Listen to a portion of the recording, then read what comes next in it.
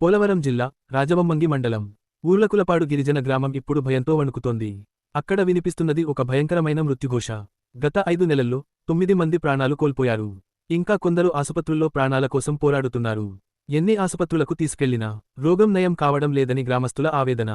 మా తాగునీరు వల్లే ఈ సమస్య అంటున్నారు స్థానికులు.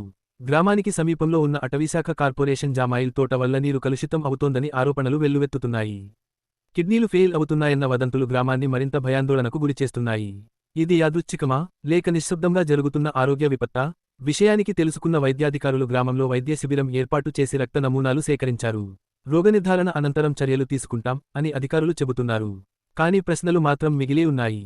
కానీ గ్రామంలో మాత్రం ఒక్క మాట, మాకు వెంటనే పరిష్కారం కావాలి. ఇంకెన్ని ప్రాణాలు పోతే స్పందిస్తారు? నీరు నిజంగానే విషమైందా లేక మరేదైనా అంతుచిక్కని కారణమా? ఊర్లకులపాడులో గిరిజనుల ప్రాణాల కోసం పోరాటం కొనసాగుతోంది. ఇది కేవలం ఒక గ్రామ సమస్య కాదు, మన ఆరోగ్య వ్యవస్థకు పరీక్ష.